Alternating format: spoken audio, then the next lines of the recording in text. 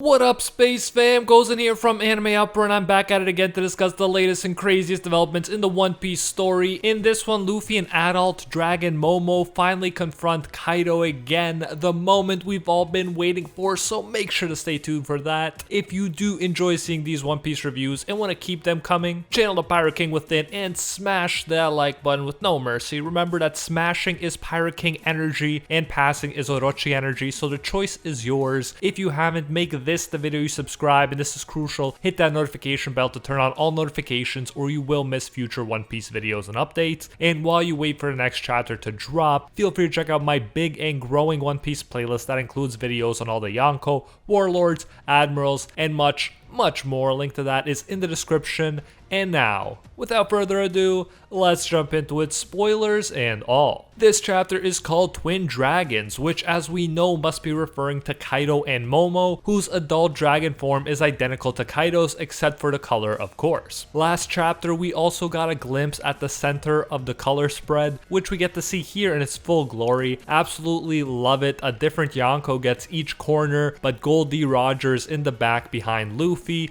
who's in the center, which is telling since Luffy of course will become the new Pirate King no matter how long it takes. We also get to see the former warlords, including my boy Mihawk and characters who've passed, like Whitebeard and Ace. I don't usually talk about the spreads this much, but there is so much to talk about here. It's amazing, and I would love to have a giant version of this in my house. But back to the chapter, which starts with Luffy yelling at Momo to fly already. Although Momo had quite the intimidating presence at first, we shouldn't be surprised that he reverts to being fearful, despite his outward appearance. We were told this would be the case by Shinobu. The physical change had no impact, we were led to believe, on his actual mind, which is still that of a kid. So that will no doubt lead to some hilarious situations where an intimidating looking adult or dragon will act in childish ways. Not only will this be funny, but it's better for the story because Momo is still forced to overcome his fears rather than flying past them with the power of a magical fruit. Thus we get this funny situation where the giant dragon is scared of heights and talks about how his body is frozen, most likely because he's so frightened. Momo even said that raising his head alone in this form is daunting because he's so big. That line definitely made me laugh. Luffy obviously doesn't care, calling him a wimp, and wonders how he's still scared of heights if he's a grown-up. But as I explained, he's not actually a grown-up except in appearance. Of course, Momo does have his pride and tells Luffy to keep his insolent thoughts to himself and that samurai fear nothing. That's what I'm talking about. Love that line, samurai fear nothing. We continue to get a back and forth of Luffy trying to get Momo to fly as fast as possible so he can meet up with Kaido again, and Momo telling him to slow down and give him a second. I don't think Momo will suddenly start acting like a complete adult by the end of this arc. In humorous ways, he'll probably keep revealing that he's still mentally a kid, but there's no doubt that from this point on, he'll mentally grow into his body in the important ways. He'll overcome his fear enough to help Luffy reach Kaido, and he'll get a second chance to confront Kaido in a more manly way than when Kaido spared him all those years ago. And that's only the beginning. And when I say overcome his fear, I don't mean that he'll become fearless, just that he won't be paralyzed by the fear and will be able to act through it. We then jump to Yamato versus Kaido, a fight that's been going on longer than I expected it to. Each time we catch up with them, it feels like Kaido is more and more in the lead because we obviously know the strongest creature will eventually win in a prolonged battle. However, Yamato doesn't stop impressing us. At first, I was like, what is going on when I saw her figure shatter? But it appears to have been a kind of mirror/ice clone. This caught me off guard because we definitely don't see something like this in One Piece as much as we do in Naruto. Kaido thinks this means she's going on the defensive, but then Yamato pops out of the surroundings and lands a very satisfying hit that brings the Yonko down to the ground.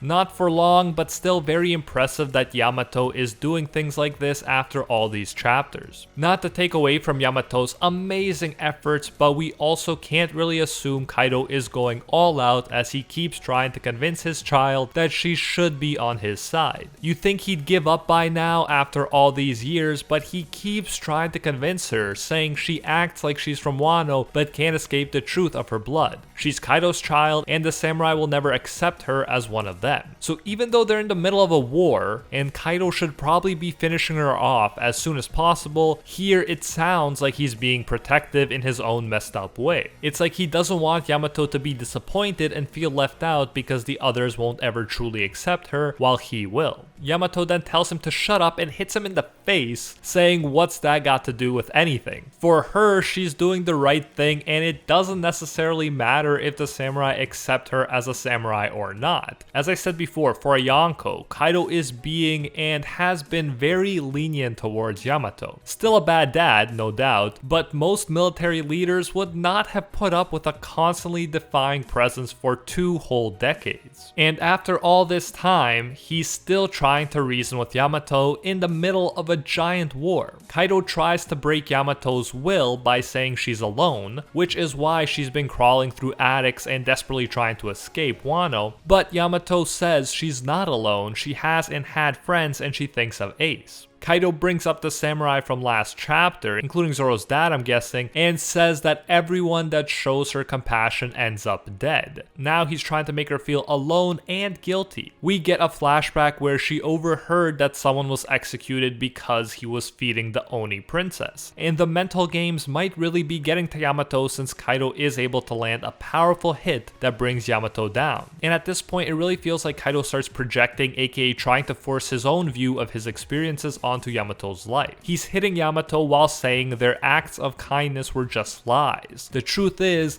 they were all afraid of you. After all, you could easily use your power to impose your will on others. You're the offspring of an Oni. Relying on the friendship of humans is beneath you. We see Kaido's monstrous figure, and I don't think he's ever looked so demented. Clearly, he is a tortured individual, and like I said, I feel like what he's saying reveals more about himself and how he feels than it does about Yamato. In One Piece, we don't know much about Oni, but a quick search lets us know that in Japanese folklore, an Oni is a type of demonic creature, often of giant size, great strength, and fearful appearance. Interestingly enough, they are said to be cruel and malicious, but they can be converted to Buddhism. In other words, even these demonic creatures can turn over a new leaf. If Oni really is a bona fide race in One Piece, it explains why Kaido and Yamato have horns even in their human forms, and this could be an unofficial translation thing, so take it with a grain of salt, but Kaido does say she's the offspring of an Oni, singular rather than of multiple Oni, so she could even have a human mom from Wano. Who knows, she might be half-half, in which case that adds another layer to her character and struggle. Either way, I look forward to Oda fleshing out the importance of Oni in One Piece as we move forward, and we'll hopefully learn more about their history. For instance, does Kaido hate the idea of relying on humans because historically humans betrayed the Oni? Whatever the case,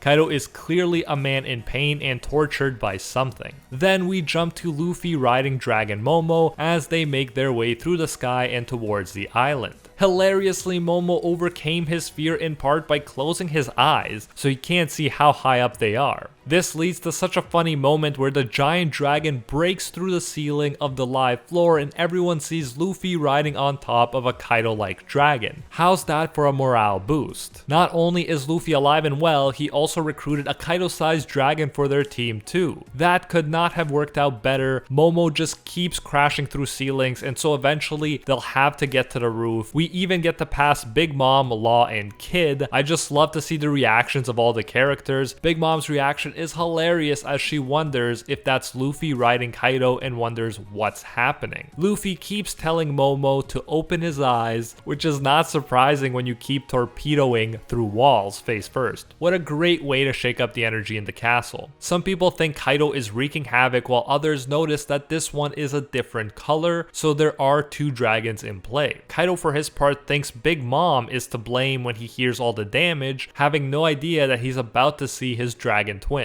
It's funny how in the distance behind Yamato, you suddenly just see Momo panting, going the wrong way. I really enjoyed the humor in this chapter, I gotta say. Finally, they spot Kaido and decide to crash land there, and Momo's eyes are finally open. Props to him. Luffy enters, gear forth, Snake Man, my favorite gear form so far. As Yamato goes to hit Kaido, Luffy makes it a combo and they send the Yonko flying back. The Luffy and Yamato reunion is great, and full props to Yamato, who not only kept Kaido busy, but seems pretty fine even now. I half expected her to be down by the time Luffy finally got there, but she's still smiling and able to land hits. Truly amazing, and Oni must be one of the races with the most endurance because Kaido bounces back in his dragon form, seemingly not a scratch on him. This dude has been fighting non-stop for a good while with a lot of top tier opponents and looks completely fine, as if he's just getting warmed up. It's not surprising that even though he's apparently lost in the past, he's never been killed. But we finally see the two dragons face to face as Kaido wonders how is Luffy breathing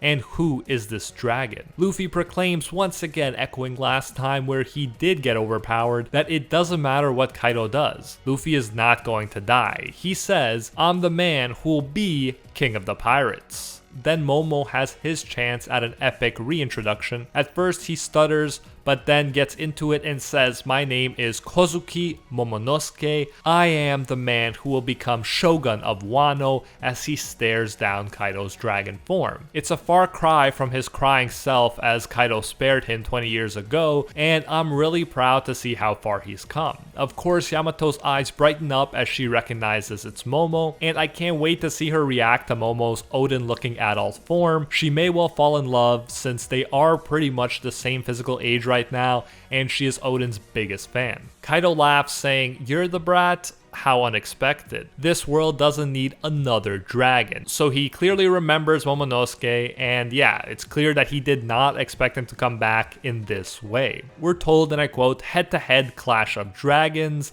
and that is it for this chapter. There will be a break next week, but this was definitely an epic chapter to go on break with. Luffy versus Kaido for the final time is here. We even got to see a punch thrown. We'll get to see how the two dragon dynamic goes. Visually, Luffy looks like a boss here. There are two dragons present, but only one Luffy, and he's even riding on top of one of them as if it's his tamed pet. Obviously, the actual circumstances are a bit more complicated, but I'm pointing out what people would visually be seeing, and this is how legends start. Imagine if Luffy wins, how the people who saw him riding a dragon will speak of him. Luffy the Dragon Tamer. So much greatness here. As always, let me know what your favorite moment of the chapter was. Who was your MVP this time around? I'm torn between Momo and Yamato. Momo faced his fears by closing his eyes, hilariously destroyed Kaido's castle, and helped Luffy shock everyone before finally facing Kaido and staring him down as he made his reintroduction. On the other hand, Yamato not only kept Kaido busy all this time, she was still getting good hits on him and was still going strong when Luffy came. That Oni endurance really appears to be next level. Also, let me know what you're most looking forward to seeing next. If you did enjoy this video, you know what to do. Channel the Pirate King within and smash that like button with no mercy. Remember that smashing is Pirate King energy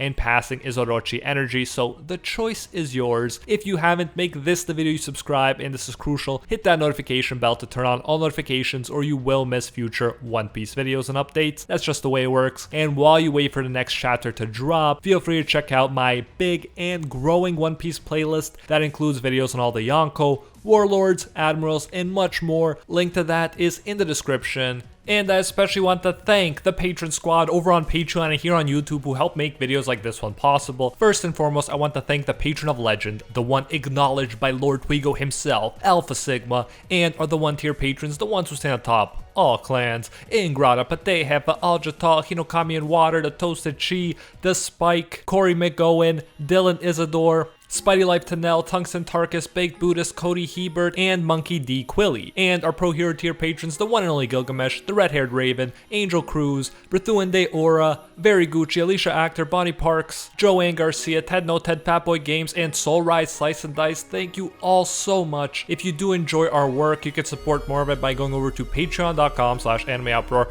and becoming a patron today for as little as $1. If you do so, you'll get your name featured in future videos alongside these amazing people people right here, and you'll even get access to our private patron-only Discord where we talk about anime life and of course thank memes. So check out patreon.com/animeuproar, link in the description if you are interested. You can also join the YouTube channel by clicking that blue join button next to the subscribe button that you've hopefully already destroyed. So yeah, you can support more content that way if you prefer, and whichever way you choose to support us, you will get the same great benefits. Thanks again, and until next time, see ya, Space Cowboys.